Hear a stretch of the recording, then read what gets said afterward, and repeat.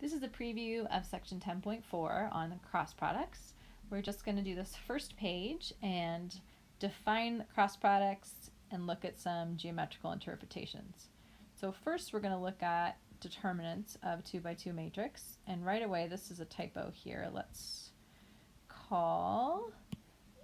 match the terms here. So these are supposed to still be the same matrix, A, B, C, and D here. And when you have these bars outside that look kind of like an absolute value sign, this means take the determinant. And how we do that is actually by taking the product of these diagonals, A times D, and then subtracting the product of the off diagonals, so minus B times C. And then we can also define the determinant of a 3 by 3 matrix.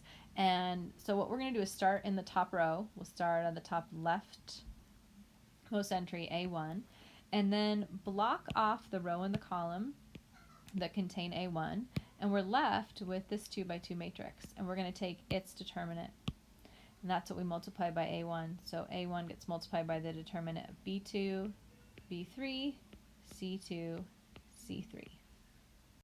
And then we're going to move to the next entry, and as part of the definition of the determinant, we're going to alternate signs as we move along the entries in the first row. So I'm going to subtract off A2 times the determinant of the matrix that's left when I block off the row and the column that contain A2. So you can see the matrix that's left will be this B1, B3, C1, C3. And then lastly, we're going to look at the last entry, and again we're alternating signs, so I'll go back to plus A3, then I'm going to block off the row and the column that contain A3, and you can see the 2 by 2 matrix that's left is right here, so I want the determinant of that, B1, B2, C1, C2. And so I can expand this out now, and that gives us this. And so now, why are we looking at this? This is actually going to come into play with the definition of the cross product, and I'll show you how. So we define the cross product. Similarly, it's also called sometimes the vector product. And one of the things is we only define it this way for vectors in R3, which means they need to have 3 dimensions or less. If it's less than 3 dimensions, you can just put zeros in for the 3rd dimension.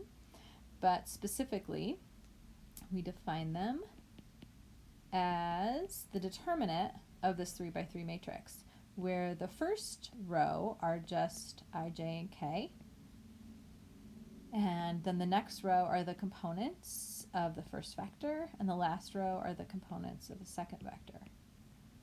And then we'll just go through and take this determinant just like we did above, and then expanding that out, we'll get this vector. And so you can see that the cross product of 2 vectors is going to give us another vector.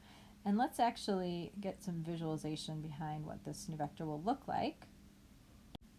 And so it turns out that the direction of the cross product between A and B is going to be a new vector that's orthogonal to both the original vectors, following the right-hand rule as shown in this picture. So I'm putting my right hand along A, and then I'm curling it towards B, and that'll give me the direction of the cross product. Or you can see down below, if you don't like to think of the right hand curling, you can also just split up fingers to be able to see the right hand rule. And then it turns out that the magnitude of this vector, A cross B, is also related to the angle between the 2 vectors. So if this is the angle between the 2 vectors, theta, it turns out that this magnitude will be the magnitude of A times the magnitude of B times sine of the angle between them. And so that's for the preview. We're going to do some applications of this in class and practice using it.